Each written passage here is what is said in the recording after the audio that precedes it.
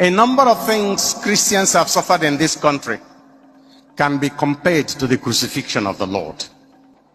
Do we talk about the takeover of all Christian schools, all mission schools by Nigerian government?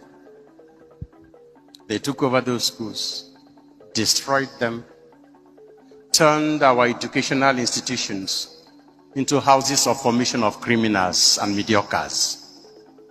People who can't write simple letters, who can't speak any language correctly, who can't solve their own problems, and won't pass any exam without cheating. And that is like crucifying, because that is a house. The school is a house of formation of character. They have taken the body away. They have removed all signs of his death.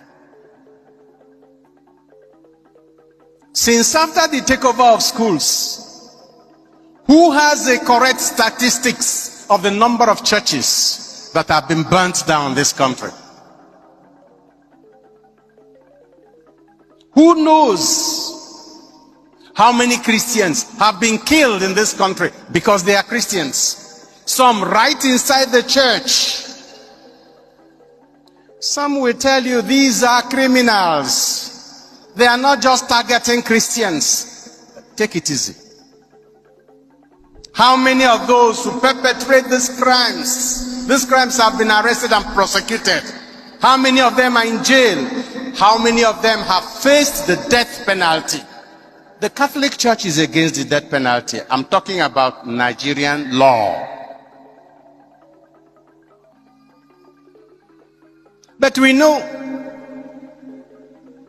that if anything happens to some of those who perpetrate this crime, either in self-defense or in resistance, the government stands up. There is outrage everywhere in all levels of government.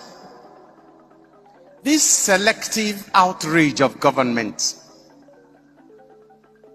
this selective outrage of the police, of the army, of the security agencies, when innocent citizens are massacred, and when criminals are repelled, and in the repelling they die, this selective outrage is like, it's not only that they have killed him, they have taken the body away. They want to wipe off every trace. And some Christians are being provoked legitimately to react. Anytime any of them reacts, they are said to be taking the laws into their hands. But all those who trample the law with their feet, trample upon the law. They kill, they rape, they maim, they sack farmers, they harvest crops of farmers and feed it to their cattle.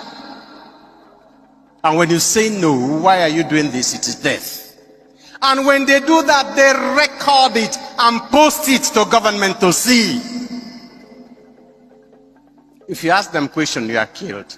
If you chase them away and while running away they die, you'll be condemned to death. Back to her because she said no other person. It is not possible. This persecution of the Igbo people, this orchestrated, almost global persecution of the people stops with me. It cannot happen.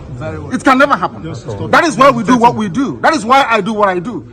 I am campaigning for the freedom of my people because of the persecution that we are facing. It's as simple as that. Nothing more, nothing less. Thank you very much. Comes back to her because she said no other person. It is not possible. This persecution of the Igbo people, this orchestrated, almost global persecution of the people stops with me. It cannot happen. It can never happen. That is why we do what we do. That is why I do what I do. I am campaigning for the freedom of my people because of the persecution that we are facing. It's as simple as that. Nothing more, nothing less. Thank you very much.